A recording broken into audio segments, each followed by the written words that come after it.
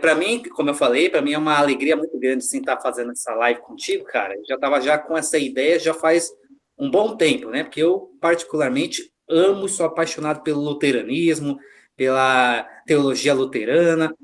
Hoje em dia, em termos de teologia, assim, eu me considero bem mais luterano do que um dia já fui calvinista, né?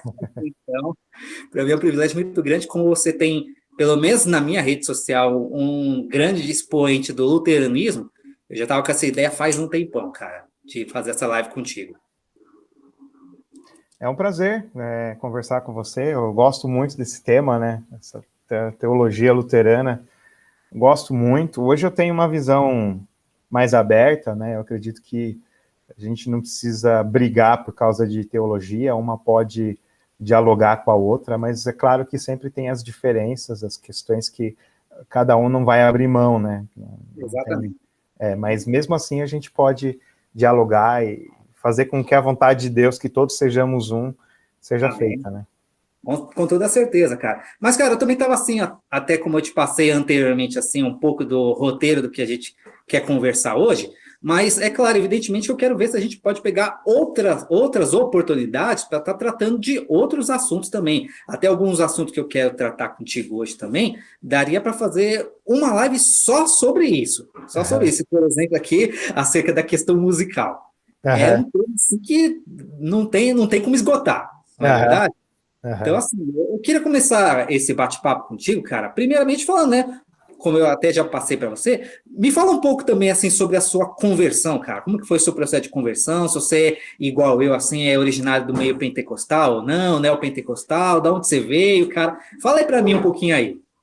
Bom, eu nasci em berço pentecostal, né? Eu fui pentecostal até, deixa eu ver, até quando? Até 2005, 2006, eu acho, até 2006, eu tinha 23 anos. Então eu tinha essa vertente pentecostal, né? E era da Igreja do Evangelho Quadrangular. Não sei se Ah, tem problema de citar nomes de igrejas e tal. não, de forma alguma, vai citar. Aí eu fui. A Igreja Quadrangular se tornou neopentecostal e eu não gostava disso. Só que aí eu questionava muito isso, porque o que eu aprendi, as pessoas começaram a mudar aquilo que eu aprendia, né? Eu aprendia da graça de Deus, em estar contente, independente da situação. E aí agora não, você tem que buscar prosperidade, você tem que buscar saúde. E eu tenho problema de saúde, tenho 2 problemas de saúde bem sérios, né? E eu orava para Deus me curar, e o pessoal falava que Deus tinha que me curar, e aí eu não era curado. Então, como eu não era curado, eu fazia sacrifícios, campanhas, dei todo o meu salário na igreja, fiz tudo isso para poder ser curado. E eu não era curado, né? Então começaram a falar que Deus não gostava de mim, que Deus estava com raiva de mim por causa do meu pecado, porque a culpa de eu ter doença era do meu pecado.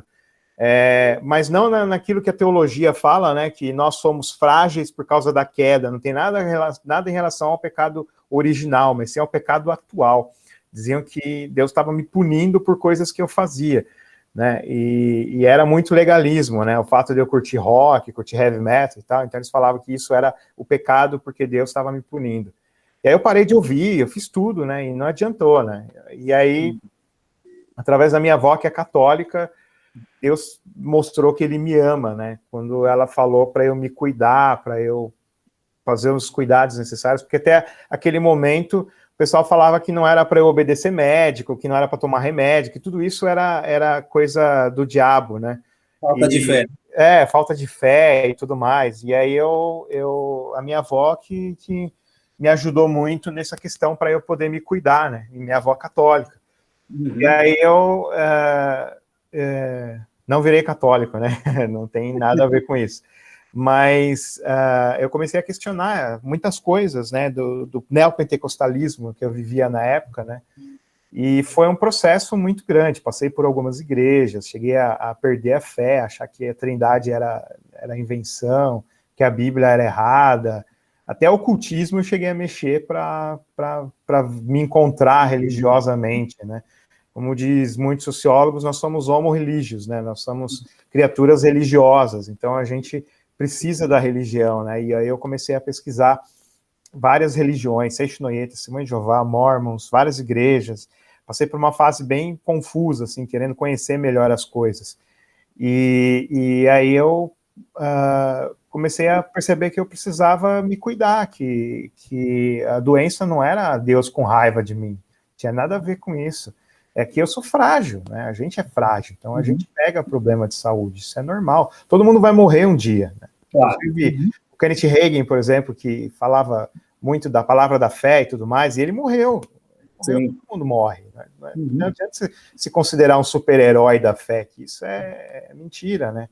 Então, até foi um processo grande. Aí passei pelo calvinismo, né? Quando eu me encontrei, e depois eu virei luterano, porque é o que eu mais me identifico, assim, né?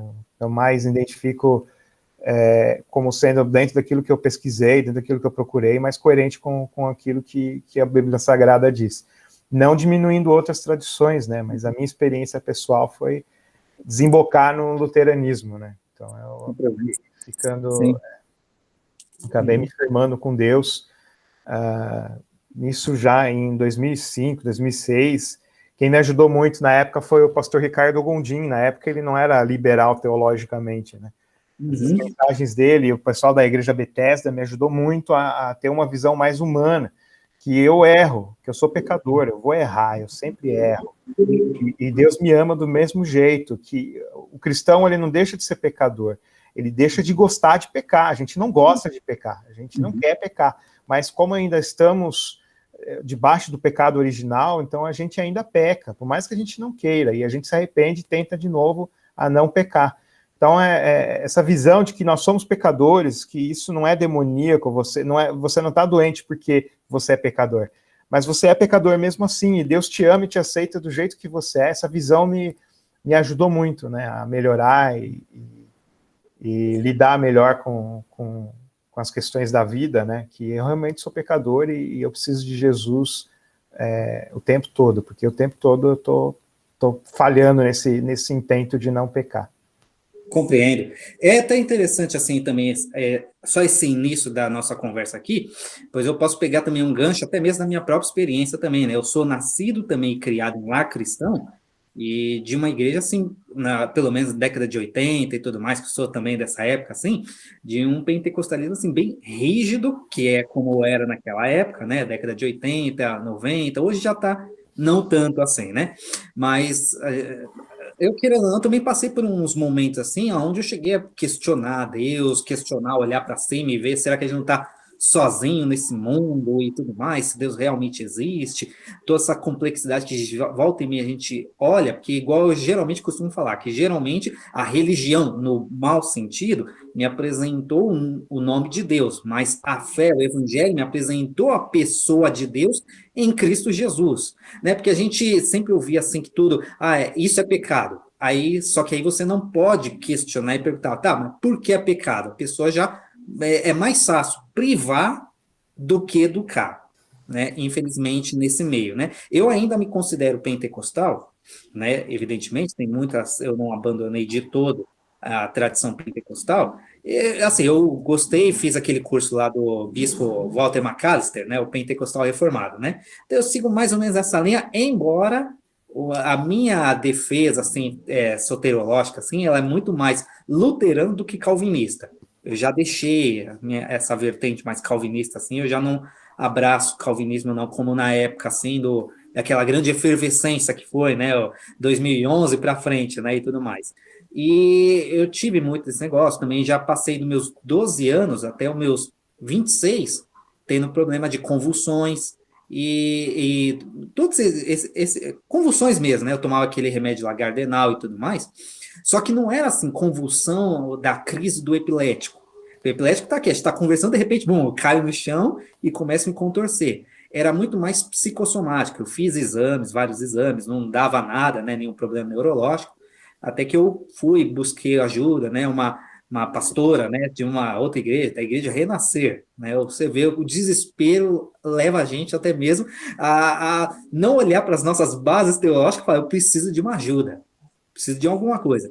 E ela tinha assim um ministério no qual ela ajudava, infelizmente morreu esse ano, né, vítima do Covid, mas foi um anjo de Deus na minha vida, no qual ela me ajudou a tirar para fora, expor muito dessas questões que eram traumas, medos, e até infundados que eu tinha por causa de religião. Falar assim, não pode isso, não pode aquilo, isso é pecado, mas não dá nenhuma base racional, que dirá bíblica, né? Então aí a gente vai percebendo que a gente vai, pô, mas eu sou crente e eu tô tendo convulsão. Aí você já pensa de tudo. Se não é neurológico, é demônio, né? Aí você já fica naquela crise toda e isso só aumenta mais o fardo. Até tem o meu irmão gêmeo, né, o Renato, né? Ele mesmo falava para mim, não precisa orar tanto igual você ora, porque meus períodos de oração era loucura. Eu acordava, eu ia orar de 11 até 11h30, meio-dia, meio-dia e meio, 3 às 3h30, 5 às 5h30, 6 às 7 e meia-noite a meia-noite e meia, né? E até eu falar, eu não oro porque eu quero orar, eu oro porque eu preciso orar, porque eu me sentia oprimido, me sentia culpa, um monte de coisa. Aí eu falava, por mais que eu orasse, eu não sentia que era o bastante, né? Até que aí eu fui conhecendo a própria teologia da graça mesmo me ajudou bastante, mas principalmente a teologia luterana também, ela me ajudou bastante nessa questão da justificação pela fé, né? Pela graça, por meio da fé em Jesus Cristo. Aquilo para mim tirou de mim um peso, né, muito grande assim, e me ajudou também nessa minha estrada. Eu falo, hoje em dia, tudo que eu passei me ajuda hoje a conseguir ajudar outras pessoas, nesse sentido também. Então, para mim, eu vejo que tudo isso foi significativo, que pôde me dar bases para hoje em dia eu conseguir ajudar outras pessoas. Eu creio que no seu caso também é a mesma coisa. Isso me lembra Lutero, né? Lutero, ele rezava muito, né? Fazia as orações e tudo mais, e ele não dormia, e ele tinha problema de alucinação também, ele alucinava, e ele via muitas coisas e tal.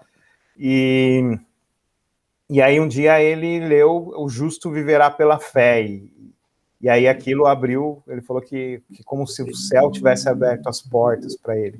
Sim. E aí ele percebeu que o termo justiça de Deus, que ele achava que era uma coisa ruim, porque Deus viria a ser justo e ia puni-lo pelo pecado, ele viu que é um termo bom. Justiça de Deus se cumpre em Cristo. Cristo pagou os nossos pecados. Então, a justiça de Deus, hoje, até a palavra justificação vem de justiça, né?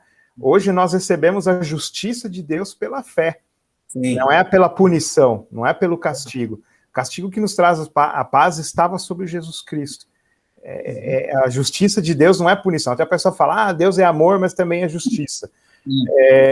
Se a pessoa tivesse a noção do que é isso, né? A justiça de Deus é o perdão dos pecados. Deus é amor, mas é perdão. Verdade. Quando você fala de justiça, você está falando do perdão dos pecados. E aí você tem essa experiência, né, de que Jesus Cristo pagou nosso preço, e aí hoje, por causa dele, nós somos justificados, nós recebemos a justiça de Deus para viver uma vida cristã, né?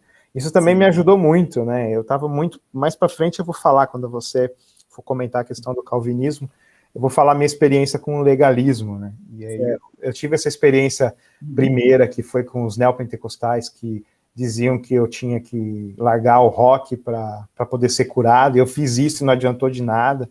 Tá? Dar o dinheiro na igreja, dei todo o dinheiro na igreja, também não adiantou de nada. Existe esse legalismo, mas também existem outras formas de legalismo, né? E eu dou graças a Deus que eu não fui tão prejudicado assim pelo legalismo, né? Eu sofri muito, mas tem muita gente que sofre muito mais, né? O meu sofrimento foi apaziguado pela graça de Deus. Amém, por isso. Que nem um rapaz que eu conhecia, que ele tocava bateria com a gente, e ele estava com câncer, e aí ele foi buscar a cura num apóstolo. O apóstolo foi lá e falou que ele estava curado, que ele não precisava mais tomar remédio, e ele morreu. Sim, imagino. Terrível. É complicado, né? Esse legalismo todo. Verdade. Até pelo fato que isso daí não é à toa que o índice de desigrejados hoje em dia já ultrapassou uma marca assim realmente histórica, né? A última vez que eu vi a revista Cristianismo já tem alguns anos assim, já falava que tinha mais de 5 milhões só em São Paulo. Uhum. Já tem alguns anos, né? É um fenômeno que realmente... E por conta justamente desse sobrepeso também que coloca, sobrecarga, coloca sobre só a via de curiosidade também, igual eu falei que eu sofria também, né, de convulsões e tudo mais. Quando eu busquei ajuda, fui lá, fui tirando, fui tratando dessas questões minhas, existenciais, eu dou graças a Deus que desde 2009 para cá eu não tive mais crise nenhuma, né? Então eu falo assim, eu dou graças a Deus, porque isso daí para mim eu posso falar. Eu creio em milagre porque minha vida é um milagre. E às vezes você vê, não foi necessário assim uma corrente de oração, um copo d'água em cima da TV, do rádio, não. Foi só necessário uma pessoa que pôde te ouvir, pôde te orientar, pôde orar com você e te guiar ali dentro da Bíblia. Ali que com as suas limitações e tudo mais, né, de uma igreja neopentecostal, mas ali procurou te orientar, te ouvir. Isso daí já se torna significativo, porque as pessoas hoje em dia, os crentes, infelizmente evangélicos, correm atrás muito de misticismo, legalismo, fica amarrado nessa questão, quando não, pula para o outro extremo da teologia reformada e cai num legalismo ainda pior e opressivo, que, na verdade, foi despir uma roupa para vestir uma outra, né? Exatamente. Esse outro extremo dos reformados, né? Infelizmente, os reformados falam muito de doutrina da graça, sim, mas muitos deles não são graciosos com o próximo. Eles são militantes, né? Eles gostam de jogar no inferno, né? Então, você vê grandes nomes aí do meio reformado que gostam de jogar quem não pensa como eles no inferno, né? Então, sim. E a nossa missão como cristão é salvar o próximo, não é mandar a pessoa para o inferno. A gente não tem que ter essa facilidade, essa alegria de mandar as pessoas para o inferno. Não é assim que funciona. Nossa missão é salvar as pessoas, né? Nós temos as chaves do reino para abrir a porta da pessoa, para ela entrar, para ela se tornar uma cristã, para que ela seja convertida. Mas o legalismo faz com que as pessoas queiram a perdição do próximo. Isso é pior do que matar. Com toda certeza. O inferno é eterno. A morte, se eu matar o cara ali e ele tiver Jesus, ele vai para o céu, ele vai viver a vida eterna. Agora, o inferno é eterno. Como é que eu vou desejar a morte eterna para a pessoa? Isso é um ódio extremado, né? Por causa de legalismo. Da graça não expor para a pessoa. Então, eu acho meio contraditório essa ideia de doutrinas da graça que manda as pessoas para o inferno, né? Que por causa de mentira. É claro que não é todo calvinista que pensa assim, né? Tem calvinista que é gracioso, que é bondoso com o próximo, que é generoso. Mas tem muitos calvinistas, principalmente no mainstream, essa teologia hegemônica aí deles, eles gostam de mandar a pessoa para o inferno por política, por roupa, por gosto musical, por questão acadêmica, qualquer coisinha é motivo de mandar a pessoa para o inferno, né? Isso é complicado. Até como diria o próprio Zygmunt Bauman, né, ele fala sobre a questão do amor líquido, a gente pode ver que o amor cristão também ele costuma ser muito líquido, né? Você adiciona uma pessoa, você fala, pô, Tiago Surian, pô, ele ali é luterano e tudo mais. Vou lá, adiciono ele. Aí eu vejo só a primeira postagem lá assim, ou anti-bolsonarista, ou qualquer coisa assim, falando assim, que não é por uma questão ideológica que a pessoa vai precisar, eu já vou lá e te discurto. E já te condeno e já te mando pro inferno também. Essa semana aconteceu com os cristãos progressistas, né? Até a gente que se dizia amigo, porque eu sou contra a violência como forma política, né? Eu acho que nesse ponto eu sou pacifista, que nem o Martin Luther King, o Mahatma Gandhi e outros aí. Eu acredito que política você se faz com diálogo, com democracia. Eu sou fanático pela democracia, eu acredito que tem que ser democrático. Quando se fala em política, tem que ser democrático, não pode ser impor. Eu sou contra os neocalvinistas, por exemplo, porque eles querem impor o que eles pensam na política, e eu sou contra os progressistas black bloc que usa da violência para fazer isso.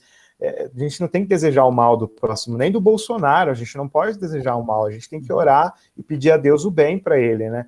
E aí o pessoal me cancelou, me atacou, até amigos fizeram exposed lá, colocaram meu nome lá para dizer que eu não sigo Jesus porque eu sou contra a violência, só porque Jesus derrubou lá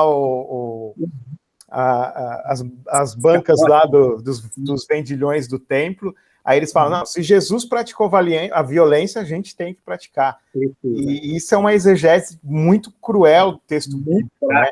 Jesus, primeiro ponto, ele é Deus, ele tem autoridade. Ali no templo ele podia fazer o que ele quiser, ele mesmo falou, derrubo isso daqui que eu levanto em 3 dias, né? E ele estava falando do corpo dele, né? E ele não falou, ó, para vocês saírem por aí derrubando mesas aí nas sinagogas e tudo mais. Ele não deu esse mandamento, né, de praticar violência. Ele é Deus. Isso daí é uma questão assim também, até mesmo da maneira, da compreensão da lei enquanto caráter religioso. Mas quando é caráter civil, o próprio Jesus falou para não se levantar contra os romanos, para amar os mesmos, os inimigos e tudo mais. Mas no culto que Deus exigia um culto santo, aí sim, quando ele viu que misturou essa questão, queria prostituir, sujar, todo o ambiente de culto que tinha que ser santo, aí ele saiu metendo o pé. Né? Eu fui aluno também na época do seminário do pastor Marcos Granconato, né? E eu estava vendo também assim, uma interpretação dele sobre a questão lá que Jesus falasse sobre as 2 espadas lá. Aí falou que não, porque Jesus era a favor do armamentismo, porque ele falou sobre as 2 espadas e tudo mais, e é porque era perigoso as estradas da Palestina. Mas, se você analisar o próprio texto, não dá mais para isso, porque diz que era somente para cumprir o que foi dito pelas Escrituras, que com os ladrões ele foi contado. Era uma espécie de, vamos dizer assim, encenação profética, drama profético, para cumprir as Escrituras, não porque ele era a favor do armamentismo e tudo mais. O pessoal confunde descrição com prescrição. Em Salmos diz, o salmista pede que, ele fala que bem-aventurado aquele que esmagar a cabeça dos filhos dos opressores com uma pedra. Aí então a gente, aquele lá é opressor, eu vou esmagar a cabeça do filho dele com uma pedra. Isso é uma descrição de um salmista que estava com raiva e fez essa oração que é chamada de imprecatória, né? Essa oração mais rígida, né? Ele estava sendo sincero com Deus. A gente pode ser sincero com Deus. Deus, eu estou com ódio daquela pessoa. E Deus vai limpar o nosso coração. Agora, isso não é uma prescrição, é uma descrição. Não está sendo prescrito que você esmague as crianças com uma pedra, os filhos dos opressores com uma pedra. Não existe essa prescrição. Então, o pessoal pega esses versículos aí que descrevem coisas e falam que eles estão prescrevendo coisas, mas não é. Então, essa é uma interpretação bem errada das Escrituras, né? Essa questão do armamentismo, eu, por exemplo, eu acho que ela é válida para quem mora no interior, né? Tem muita gente que está numa fazenda ali, não tem como a polícia chegar lá e ele precisa se defender. Agora, num centro urbano, eu acho que não vale a pena, porque o brasileiro é muito maldoso por natureza, né? Nossa cultura é a cultura de morte. As pessoas, muitos inocentes vão morrer, né? Então, não é uma coisa legal. Mas, segundo a Bíblia, você tem essa liberdade de pensar dessa forma. A Bíblia não fala, é proibido usar arma, também não fala, você tem que usar arma, né? Então você tem uma liberdade, essa questão de políticas em geral, a gente tem coisas que não dá para ser a favor, que nem o aborto, né? Ou a exploração do pobre, que a Bíblia condena muito mais até, né? A exploração do pobre e tudo mais. O racismo, várias coisas que são políticas públicas e que nós devemos nos levantar contra. Agora, por exemplo, a Bíblia não fala se tem que ter reforma, a Bíblia não fala como é que deve ser a reforma agrária, não fala como é que deve ser a reforma tributária, qual porcentagem de impostos a ser pago, né? Aí, a partir do momento que as pessoas começam a usar a Bíblia para apoiar os seus sistemas preferidos, seja capitalismo, comunismo, qualquer coisa assim, ela está deturpando a Bíblia e tomando o nome de Deus em vão, né? Porque isso para demonizar o do outro. Exatamente. Exatamente. Agora, até para a gente retomar assim também essa questão e trabalhar essa questão também, como agora a gente já está até antecipando e mostrando, a gente tem uma posição contrária ao que está estabelecido, ao que eu costumo chamar, não é a teologia reformada em si, mas é a teologia reformada midiática. Como nós somos realmente, eu também sou contra, Mas, queira ou não, quando eu te conheci entre aspas, né? Ouvi falar muito de você, foi naquela época, igual eu falei, aquela efervescência toda de Paul Washer, a pregação chocante. Aí eu via um monte de gente também falando assim: o Surian, o Thiago Surian, não sei o que, falou isso, o Thiago Surian também bateu nisso daqui. Aí eu até cheguei e falei: deixa eu pesquisar quem é esse camarada lá. Achei seu perfil, dei uma olhada lá assim, eu já estava. Eu cheguei a ser um pouco radical, mas eu não cheguei a ser tão extremo, não, né? Igual alguns assim, que eu até fiz amizade também na época, assim, como o Luiz Eduardo Sturciati e outros aí, né? Olhei assim, eu não quis adicionar, só te adicionei depois, como eu falei, quando o meu irmão Renato falou que você agora era luterano, eu fui dar uma olhada lá, vi as suas postagens, estava mais suavizado, mais de acordo com o que eu acreditava, eu falei, agora dá para adicionar. Eu queria falar, meu, fala para mim aí como que foi o seu ingresso realmente nisso daí, se foi a primeira pregação chocante, qual pregação que foi, qual pregador que foi, e como que era, o que te levou, meu, a ser tão assim, militante nisso? Na época, cara, eu sempre fui radical em muita coisa, né? Até hoje eu preciso melhorar muito nesse sentido, né? Eu sempre tive muita revolta e as coisas têm que ser desse jeito. Heavy metal, né? Heavy metal. Eu sempre fui muito radical, muito militante em tudo, né? Eu gostava de sair por aí evangelizando e só faltava jogar a Bíblia na cabeça das pessoas, porque eu queria que elas aceitassem. Cara, Jesus é muito bom, você não está aceitando Jesus. Não, você merece apanhar, cara. Não chegava nisso, né? Mas eu era assim. E aí eu virei calvinista porque, na época, porque eu era da igreja do Ricardo Gondim e ele estava virando liberal. Sim. E aí eu conheci o site do Monergismo na época, que era bem mais fácil de acesso. Hoje o site tá bem difícil de acesso lá e tal. Tá uma bagunça danada. Antigamente era fácil você achar textos e tudo mais. Então eu comecei a ler textos, comecei a comprar Arthur Pink, Charles Spurgeon, Kuyper, esses caras todos aí, comecei a ler e aí eu falei, não, é isso aqui que eu me identifico. Só que aí tinha a oposição dos arminianos, né? E aí eu montei uma página chamada Calvino da Depressão na época. Era tua? Era minha. Eu visitava muito isso aí. E aí eu montei essa página e comecei a bater nos arminianos. Comecei a bater e aí o pessoal ficava bravo e vinha rebater comigo e eu ficava bravo com eles. E aí ficava aquela bola de neve de braveza, todo mundo bravo com todo mundo e eu batia nos caras toda hora.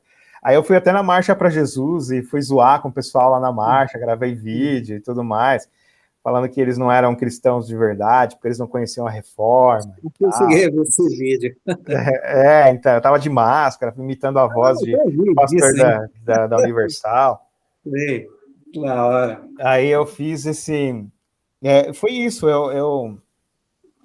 era pecado meu mesmo, não tem desculpa para isso, cara, não tem como justificar, era pecado meu mesmo de querer ser melhor que os outros, entendeu? Só o fato de eu ser calvinista, eu sou melhor que o arminiano, sou melhor que o neopentecostal, tudo. Era meu sentimento na época, né?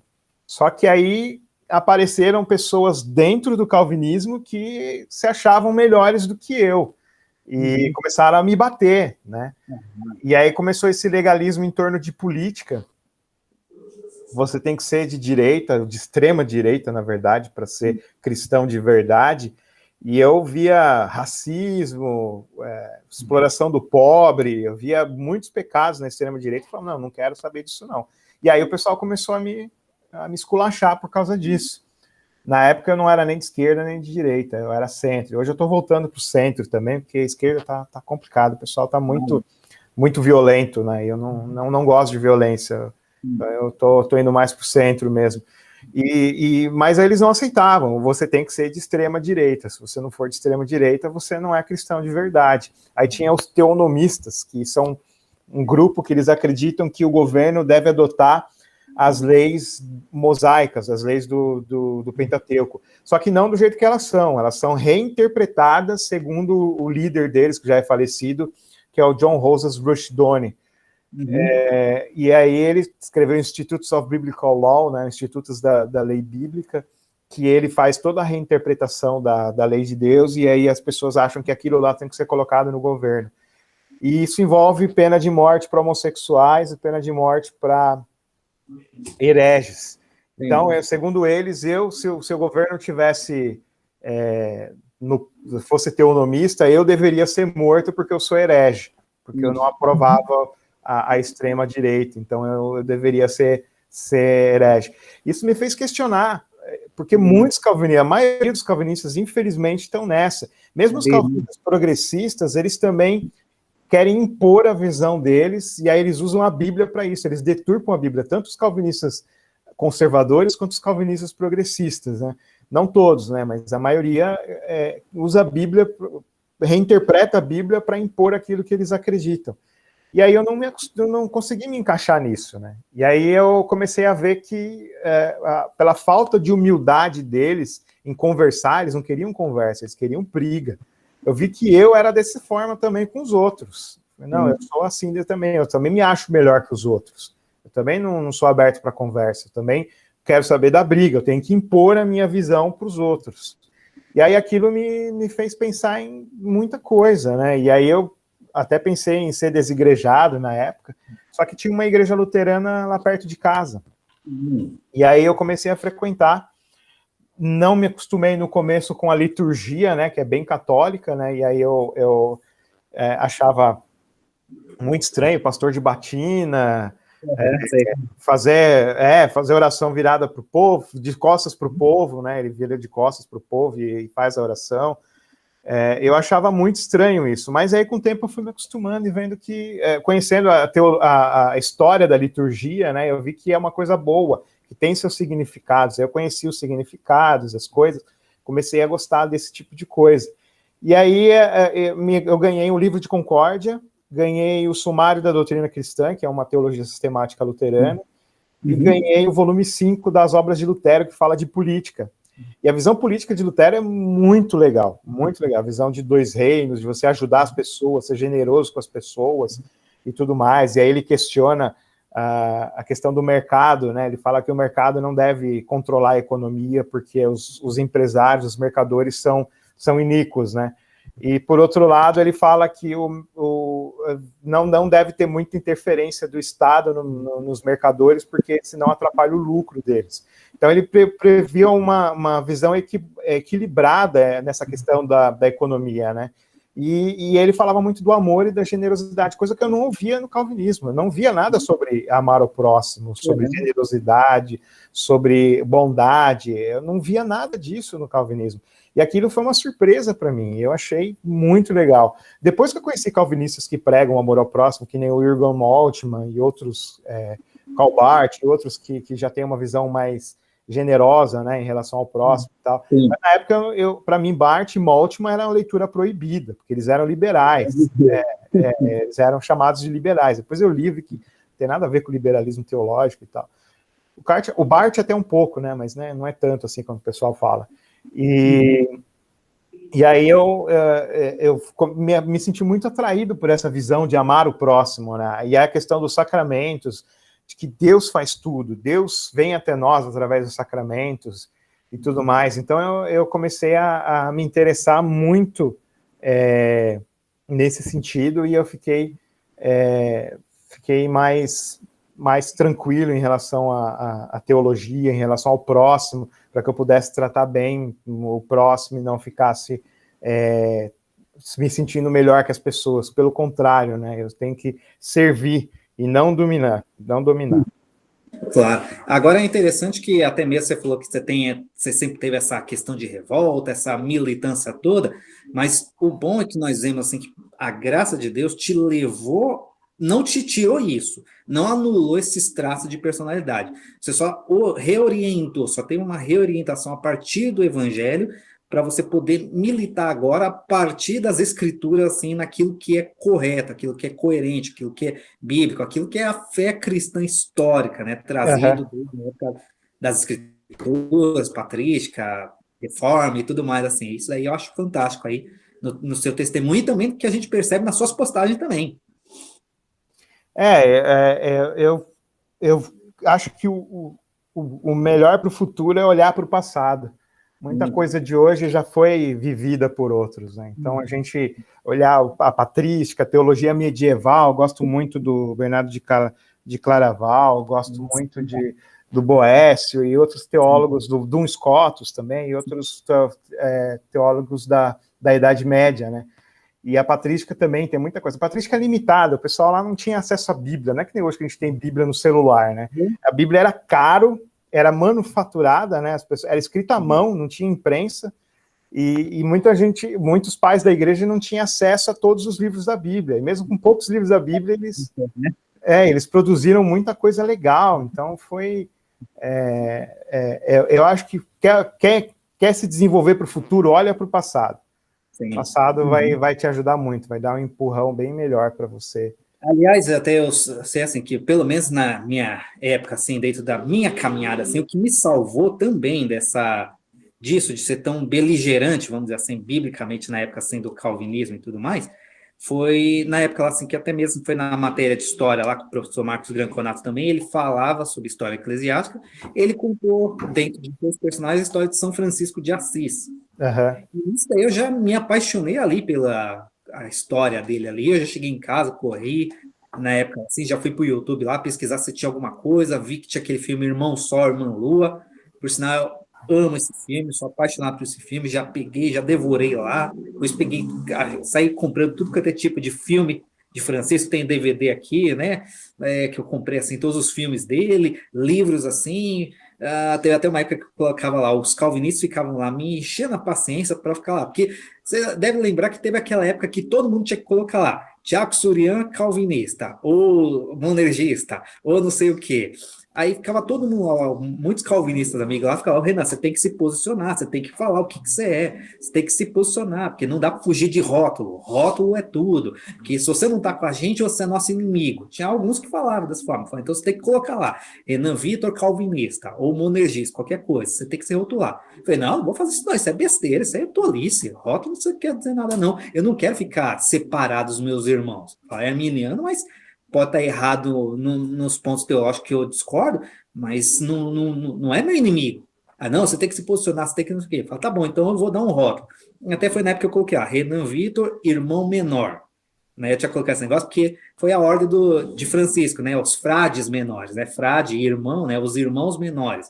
Por que irmão menor? Porque eu sou irmão de todos e menor porque quero servir a todos, ao próximo. Então não vou ficar com esse negócio não. Tanto que teve um monte de gente também que me cancelou, me excluiu, me bloqueou na época e tudo mais. Mas eu falo, para mim foi a melhor coisa foi ter olhado para esse período também histórico, voltar para a história, conhecer Lutero também, conhecer a influência dele, da justificação pela fé, a doutrina dos dois reinos também para mim foi fundamental. Voltar para Francisco e ver a reforma por santidade, né, que é conhecido reforma dele. Então, isso para mim foi um dos detalhes que me salvou, que Deus na providência colocou esses amigos para andar comigo, né? Francisco, Lutero e outros assim para estar andando comigo assim, porque senão eu falo, eu também peguei menos, mas também peguei um pouco desse veneno, esse lado sombrio da força, né? E aí que me levou aí a querer ser beligerante também na época. A gente, o orgulho teológico, né? A nossa teologia é a melhor. Eu confesso que às vezes eu me pego pensando nisso, sabe? Eu falo, olha, será que eu tô me sentindo melhor que os outros por causa disso, né? Isso não é, a gente não tem melhor do que ninguém, a gente tem papéis diferentes, funções diferentes no reino, né? Um é mão, o outro é peito, o outro é braço, o outro é pé, cada um é importante. Exato. Mas nós somos iguais em valor, né? Então não adianta a gente ficar brigando com os outros por causa disso. Às vezes o pessoal me marca, Surian, vem aqui ver a treta aqui, sua opinião. Eu nem respondo, falo, nossa, cara, deixa o pessoal pensar assim, não tem problema, cada um tem sua tradição, né? Se a pessoa quiser uma opinião diferente, ela vai procurar. Não sou eu que vou chegar lá e brigando, é chato, né? O pessoal chegar lá brigando. Eu falo assim, se for na minha igreja, aí beleza, eu me posiciono, que eu tenho que ali cuidar das minhas ovelhas e tudo mais. Mas não sendo da minha igreja, eu não tenho nada a ver com a igreja mundial, deixa o pessoal lá, eu não tenho nada a ver com o universal, eu não tenho nada a ver com essas igrejas. Se for na minha igreja, se for algum membro trazer falsa doutrina desse tipo de igreja, aí é outra história, aí eu me posiciono, aí eu vou pregar e falar contra. Agora, até falar contra para ensinar, não treta por treta, ficar brigando ali. Tanto que tem gente que fala, o Renan vem aqui, posta uma coisa e some na internet. Passou essa época de ficar debate ali que não vai levar a nada. 500 anos de reforma aí não resolveu muitos desses embates assim, então não sou eu que vou numa postagem lá, vou resolver os problemas teológicos da igreja. Não, com certeza. Não, a gente tem que orientar. Eu, particularmente, se eu vejo alguma coisa da minha igreja que eu não concordo, que nesses dias uma moça estava postando sobre mandato cultural, né? E eu não acredito em mandato cultural. Eu acho que ele é...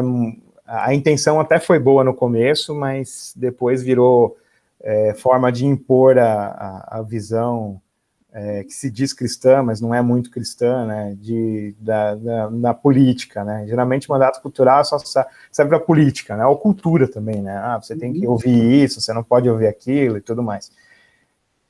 Eu prefiro conversar pessoalmente, chegar a falar com a moça e falar, olha, não é assim, né? Mandato cultural é uma visão errada, não é bíblica, a gente não tem mandato cultural, a gente tem mandato de cuidar das pessoas, nós temos que cuidar, de servir, não impor as nossas opiniões para as pessoas, né? Então, aí eu converso com a pessoa pessoalmente, né? Mas na internet, para não ficar aquela briga, né? Às vezes até me coça, nossa, a pessoa tá falando merda. Mas eu fico assim, não, eu vou deixar para lá e depois eu converso com a pessoa. Agora, como você já tinha falado, assim, já deu uns spoilers aí de como você chegou também no meio luterano, né, também, né? E até você falou sobre a questão de, a princípio, aquele choque de cultura que foi, né, cultura litúrgica, tudo mais assim. E aí um dos pontos aqui que até eu marquei contigo também é sobre a questão da liturgia, né? Porque a gente vê também assim nas suas postagens, você também falando bastante assim, tem as suas críticas com a liturgia ou falta de liturgia, se bem que toda igreja tem liturgia, né? Ainda que seja livre, mais livre possível, ou espontânea. Mas principalmente essa aqui desse novo movimento churchista, né, que tem hoje em dia, crescendo bastante, o worship, a cultura do worship, tudo mais, adoração extravagante, e você sempre contrapõe com a questão da liturgia tradicional, né? Então, eu acho que são dois pontos assim que vale a pena você comentar também um pouco assim, porque assim, como você já veio também do heavy metal também, que daqui a pouco a gente conversa um pouquinho sobre isso, então assim, é um pouco estranho também ver uma pessoa que curte heavy metal curte algo tradicional. Então me explica, me desembaraça um pouco esse nó para mim, por favor. A questão a questão é uma questão de adequação. Por exemplo, eu posso ir de sunga na igreja.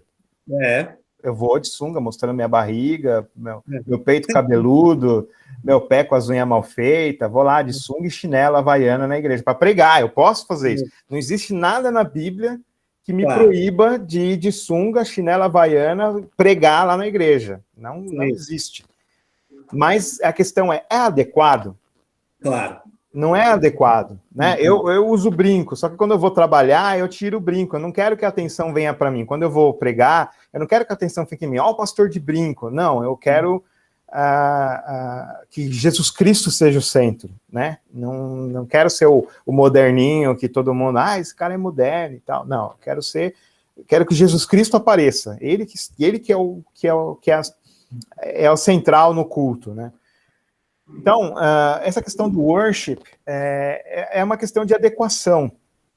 As pessoas, elas acabam sendo muito levadas pelo sentimentalismo. A pessoa acredita que ela tem que sentir a presença de Deus para que ela seja abençoada no culto.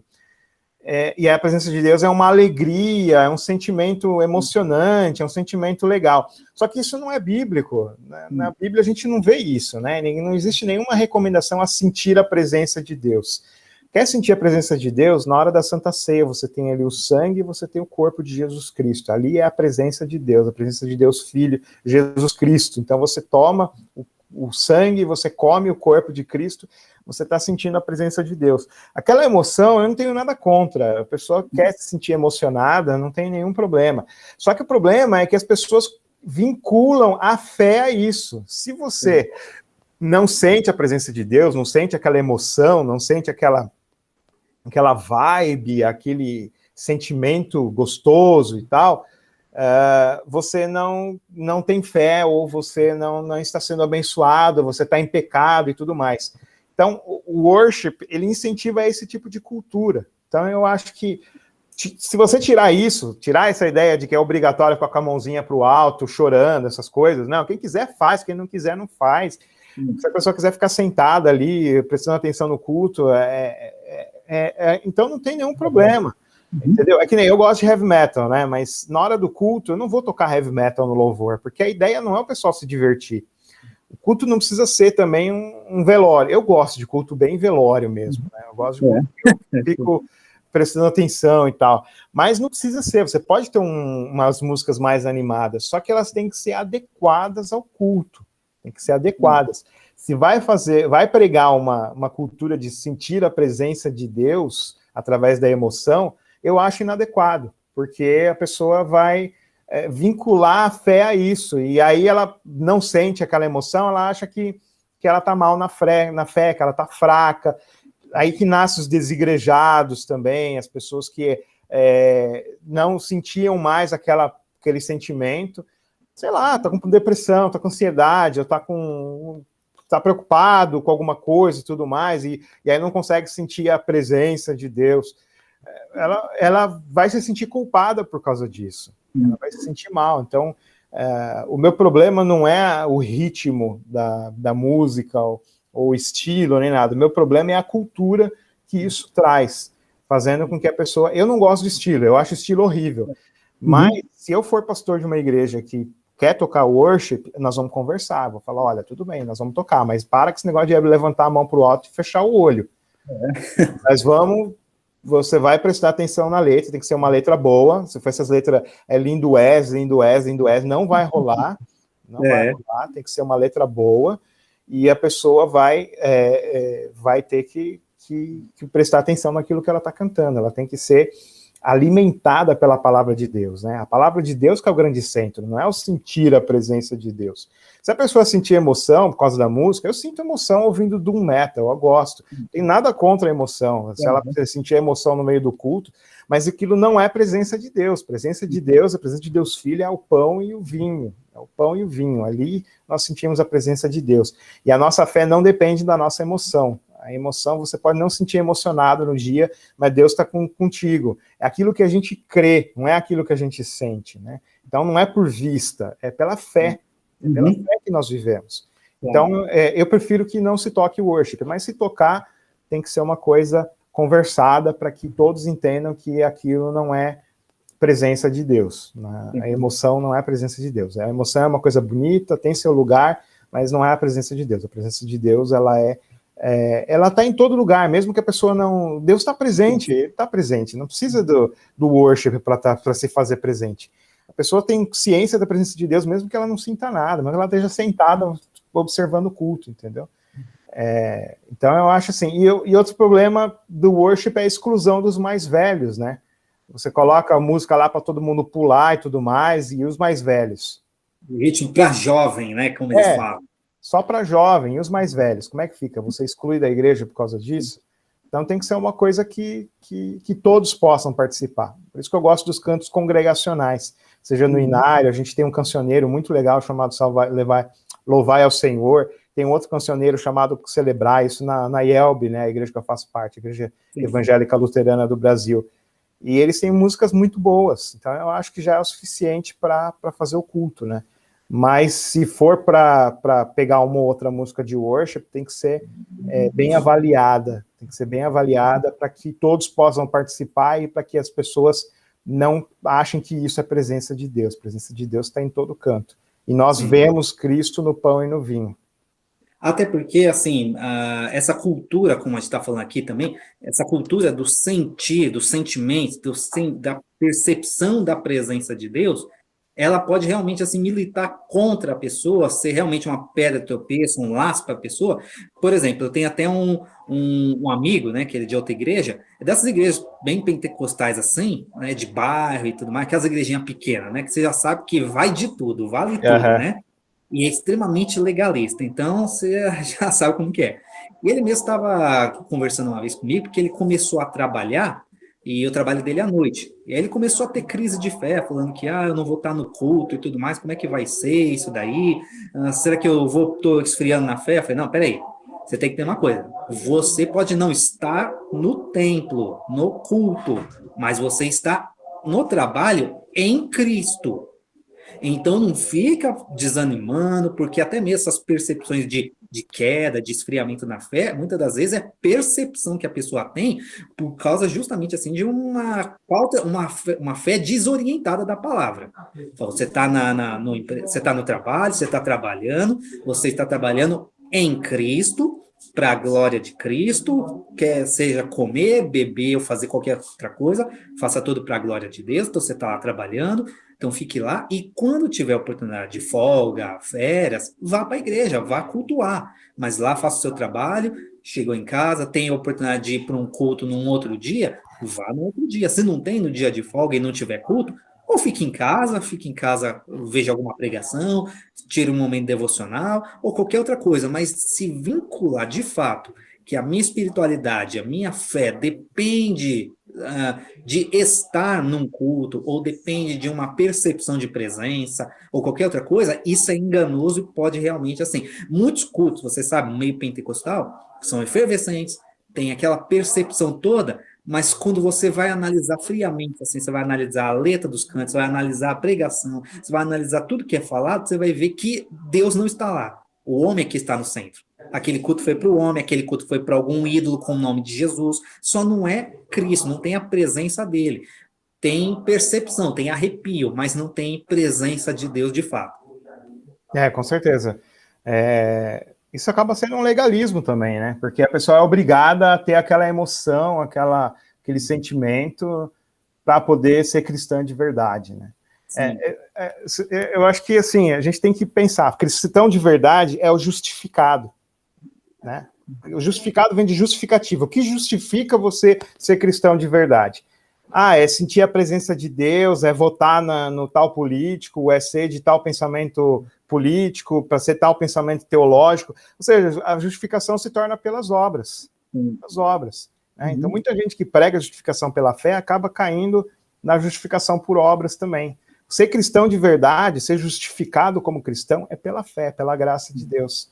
Então, é aquilo que a gente crê, não é aquilo que a gente sente, não é aquilo que a gente vê. Né? É aquilo que a gente crê. E crer é fazer uma aposta, a gente aposta. Às vezes, a gente vai apostar numa coisa, a gente tem toda a chance de perder a aposta, mas a gente aposta porque a gente confia que vai dar certo. E crer é a mesma coisa, existem muitos elementos que vão contra você porque você crê em Jesus Cristo, mas você aposta em Jesus Cristo, você sabe que ele está certo, você sabe que tudo que ele prometeu ele vai cumprir. Por mais que o mundo negue, por mais que o mundo vá contra, por mais que o mundo, ou até mesmo os próprios cristãos se levantam contra você, você mantém a aposta. Não, eu aposto em Jesus Cristo, eu confio nele. Né? A fidúcia, eu confio em Jesus Cristo. E é isso que nos justifica como cristãos, é somente a fé. E é algo que você vê que é tão radical, a justificação, que muitas das vezes ela nos coloca realmente até mesmo contra todo um sistema, e na verdade vários sistemas teológicos, vários sistemas denominacionais e tudo mais assim, que tem coisas boas, anunciam a graça de Deus, mas em certa medida cada um dos sistemas, vertentes e tudo mais, carrega um pouco de legalismo, quando principalmente eles dizem que você só pode ser cristão se você seguir determinada vertente, se você seguir, até mesmo, igual eu costumo sempre falar, o problema é que muitas das vezes a gente quer formar um batista e não um cristão, um presbiteriano um e luterano, não exatamente. um pentecostal, principalmente quando você fala que para ser cristão, você tem que ser assim, você tem que acreditar no batismo com o Espírito Santo, com a evidência de falar em língua, senão você não é crente e principalmente não é cheio do Espírito Santo. Você já criou um legalismo. Né? Enfim, todas essas questões que a gente coloca como essenciais, fundamentais para ser, realmente nos afasta do que é de fato ser o cristão. Né? Com certeza. É essa questão, né, que eu falei do legalismo, né, que a gente a pessoa começa a colocar essa ideia, não, tem que ser luterano, tem que ser batista, tem que ser presbiteriano. Isso é sectarismo, né, cara? Isso é sectarismo. A pessoa tá tratando a igreja como se fosse uma seita. Exato. Né? A Igreja de Jesus Cristo, ela é una, santa, católica e apostólica, ou seja, ela é todo cristão faz parte da Igreja de Jesus Cristo, ela é santa, todo cristão é justificado, ela é católica porque ela é universal, no mundo inteiro, todos os cristãos, o pentecostal lá da China, ele é meu irmão, mesmo sendo luterano aqui no Brasil. E ela é apostólica porque ela é a doutrina dos apóstolos. A doutrina dos apóstolos foi ensinada e nós temos essa doutrina até hoje, nós seguimos essa doutrina. Entendeu? Sim. Então, a gente não tem espaço para sectarismo no cristianismo, né? A gente tem que abraçar o irmão, mesmo que ele pense diferente em alguns pontos que não são primários, né? São secundários. Aliás, até eu sempre, quando eu vou falar sobre o pentecostalismo, eu também sempre falo sobre o seguinte detalhe. A história do pentecostalismo sempre mostra uma questão, que no começo do pentecostalismo, eles sempre tinham uma mensagem simples. Jesus Cristo salva, cura, batiza com o Espírito Santo e voltará. Né? Era o resumo da pregação deles. Só que com o passar do tempo, eles começaram a confundir, sempre a confusão das esferas, né?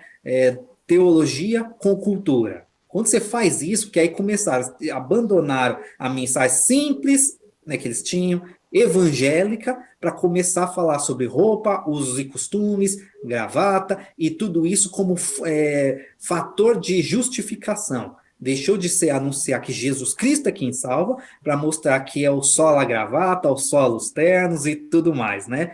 E toda vez que a igreja começa a pregar a sua cultura herdada dos seus fundadores, de um período histórico, começa a pregar cultura e períodos históricos. Tem gente querendo voltar para períodos puritanos, se vestir igual puritano, páginas de moças que romantizam o ideal da mulher puritana, só que isso daí foi num outro contexto, uma outra cultura, um outro país e um outro século. Não tem como.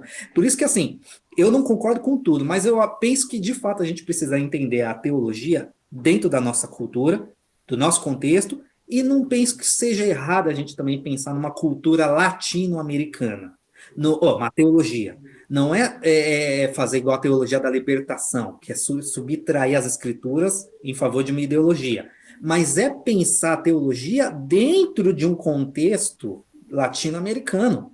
Sim, a gente não é pegar o enlatado dos Estados Unidos, da Europa, a reforma, o que seja, e aplicar literalmente para nós. Tem que fazer as adaptações de acordo com a nossa cultura, o nosso período. Sim, a gente tem que contextualizar, né, a nossa teologia para que as pessoas entendam, né? Vou falar visão federal. Não tem nada a ver com o Brasil aqui, né? Visão federalista, isso daí não tem nada a ver com o Brasil. Tem que adaptar a teologia para aquilo que a gente vive hoje, né? O pessoal hoje, por exemplo, se você fala da fome no Brasil, você já é taxado. Olha o esquerdista, vai para lá. É certo. Você fala da exploração do pobre, da usura, né?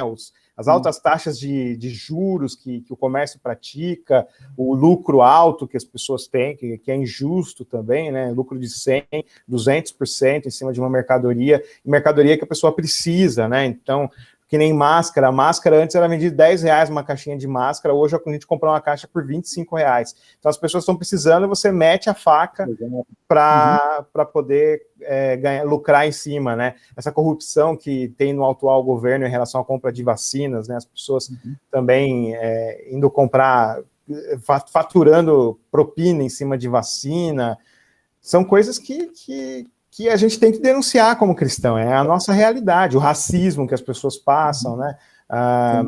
Muita gente deixa de conseguir emprego porque é negro, o índio também, que está sofrendo um genocídio, né? As pessoas, os madeireiros estão matando lá, os fazendeiros estão matando os índios no centro-oeste, no norte, e a gente tem que adaptar a teologia a essas coisas, né? Que nem o profeta Amós. O profeta Amós fez isso lá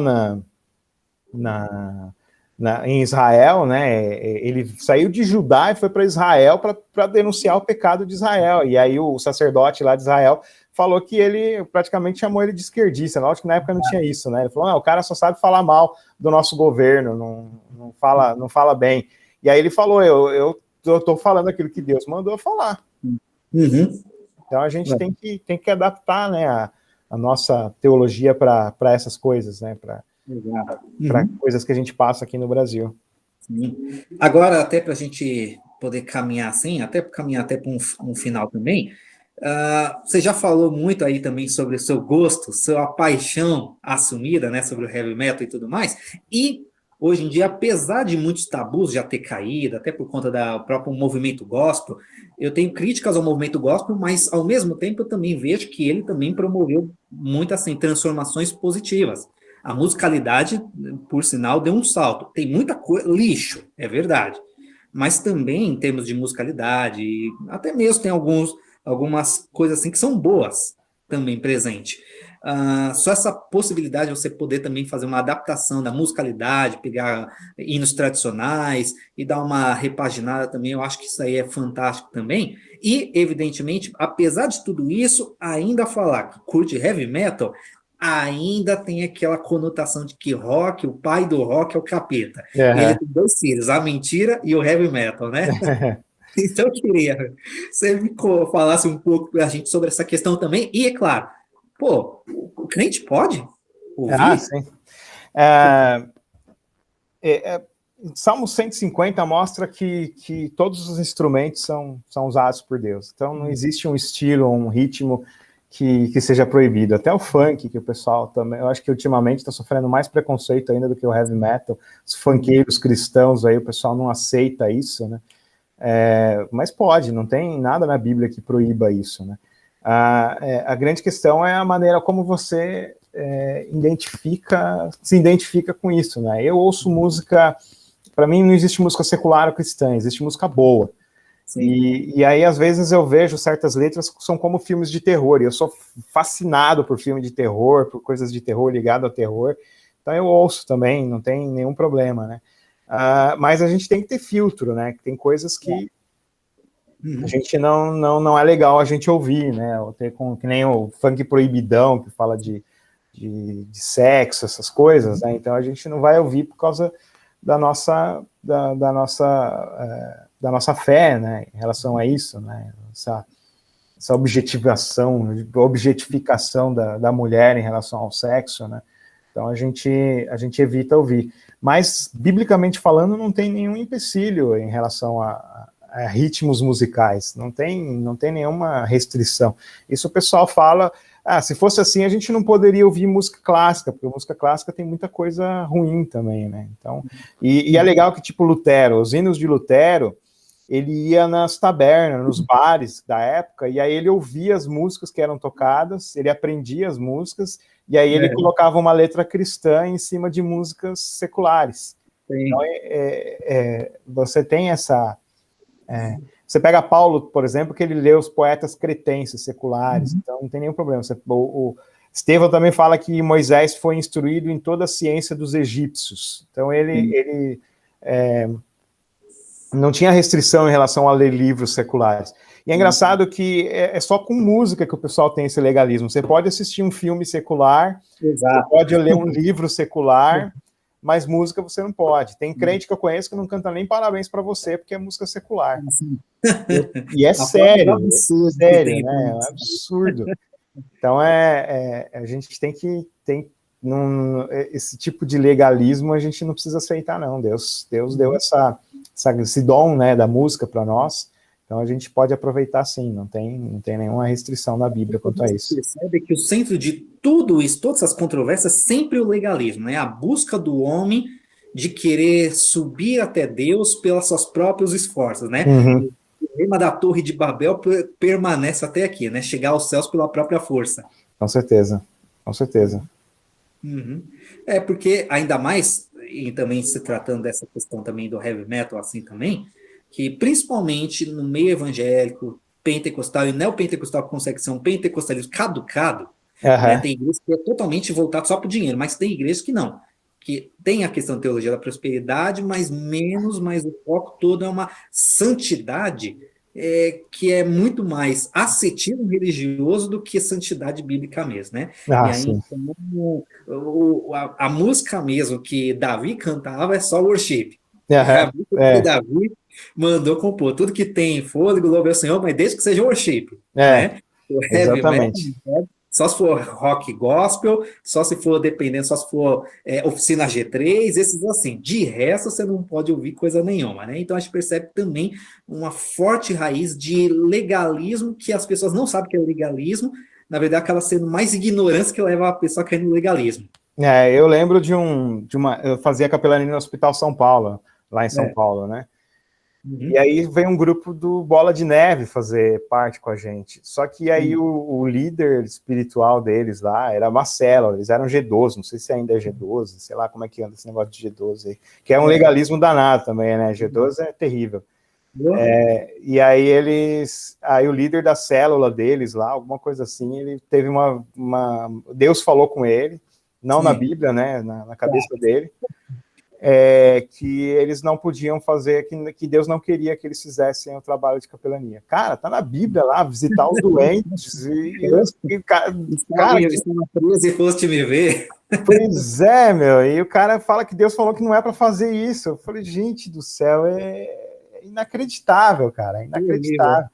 Mas é esse legalismo aí, o cara inventa coisa na cabeça, fala que é Deus que falou e o pessoal A segue pessoa isso, né? confunde a não vontade de fazer algo com Deus. E coloca Sim, Deus no meio, os BO dela. exatamente. Nossa, cara, é umas coisas que não dá para entender, né? Sim. Não, eu creio que Deus pode falar de outras formas além da escritura, mas matéria de doutrina Sim. é só escritura, só Se é escritura. doutrinário, eu também não acredito, não. Só escritura. A partir do momento que a pessoa fala que não, Deus não quer que faça isso, eu falo, não, cara, não, vai para lá. É. Não vem com Ainda isso, mais não. que eu falo, tá, legal, Deus não quer, porque eu li na Bíblia, beleza. É uma coisa, eu li Exatamente. devidamente interpretar. Mas Deus não quer, porque Deus te falou, quando você sabe que é algo doutrinário, é algo que vai levar, moldar, orientar a fé da pessoa em algo que não tem nada a ver, que é a preferência pessoal da pessoa, do ministério e tudo mais, aí você já percebe ali a serpente falando ali no Sim, meio com certeza. né? A Sempre pessoa está foi. imaginando e tá falando que Deus falou com ela, né? Exato. É uma esquizofrenia gospel, né? Eu que sou Exato. esquizofrênico, eu faço essa ponte Nem, aí, né? nem Parece. você, nem você tendo isso como doença, tem esse Pois sentimento é. de Já tive pentecostal. muito no passado, né? Mas hoje, quando eu ouço alguma voz falando, eu falo, não, é coisa Você da já minha cabeça, não, já ignoro. Não tem nada de Deus isso daí, não. quero ver se a gente pega depois assim, para a gente fazer até mesmo um vídeo, um bate-papo, sobre essa questão também de doenças emocionais, cara. Aham. Não, tudo bem. Você tem experiência nessa questão, eu também já tive a minha própria história, a gente vê que, de fato, eu lembro também, já acompanhei muito o Ricardo Gondim, né, no passado, hoje em dia é difícil ver uma pregação dele assim, né, até preciso pegar qualquer hora para ver. Mas assim, eu já acompanhei bastante ele, até eu lembro que ele, uma vez, ele falando numa das pregações dele, ele falou, ó, os pastores daqui uns 10 anos vão pegar o pior contingente de pessoas feridas com igrejas. E isso aí foi bem antes desse movimento de desigrejados. Né? Tem até Aham. que fala, vejo que tu és profeta. Né? Eu vejo que ele estava ali realmente percebendo e vendo, intuindo ali realmente aquilo que iria desembocar o movimento gospel atual, que infelizmente é de colocar a gente de joelho para pedir a Deus misericórdia. Aham, sim, com certeza. A porta de entrada é grande, a saída é maior ainda, né? E de fato não tá ficando ninguém, não tá ficando ninguém nem para, igual falar, o último que sair apaga a luz, não tá ficando Aham. ninguém nem para apagar a luz. Exatamente. Os desigrejados estão aumentando bastante, né? Muito. Evangélicos não praticantes, como o pessoal fala, os católicos não praticantes, evangélicos não praticantes. Eu nunca pensei que em meus 36 anos de crente, né, ainda que não convertido, mas iria chegar a esse ponto de ver esse tipo de acontecimento, de evangélico não praticante. Quando eu era criança, eu ouvia muito católico não praticante, mas chegar a essa fase de ver evangélico não praticante é realmente algo assim para preocupação. Aham, Né? sim. E aí, mas ao mesmo tempo também é bom porque a gente percebe uma coisa, está tendo um monte assim, de retorno de pessoas voltando para teologias mais históricas, igrejas mais históricas. Alguns, claro, estão voltando para o catolicismo, mas alguns se Aham. voltando para igrejas luteranas, igrejas presbiterianas, igrejas batistas, né? O ressurgimento do calvinismo, ele trouxe mais bagunça do que reforma, mais deforma do que reforma. Mas, ao mesmo tempo, com agora assentando-se tudo assim, eu vejo com esperança que é um território bom, assim, também, para a gente poder, igual tem o filme do Paulo VI, né? Por sinal, sou apaixonado por esse filme, eu assisto quase que sempre. Eu e o Renato, a gente assiste direto. E uma coisa que ele pega aqui no filme, que é tratada ali, é sobre a missão de evangelização dele. E até ele fala sobre a missão de evangelizar como se Cristo ainda nunca tivesse sido conhecido. E eu vejo que é o cenário que a gente enfrenta, assim, percebe no nosso cenário brasileiro atual. Todo mundo conhece a mensagem da reforma, então, está difundida, mas muitos reformados não vão para a igreja, fica só assistindo Paulo Júnior e esses pregadores assim, né? Mas não vão, critica a igreja, condena a igreja, ataca a igreja, mas eles mesmos não vão, não congregam, não participam e tudo mais. Então, realmente a gente percebe a necessidade de se voltar a falar de Cristo, não da cultura, não da vertente, o calvinismo é evangélico, não. Fale de Cristo como sendo o evangelho, para poder dialogar com essas pessoas que já conhecem a fé cristã. Não, com certeza.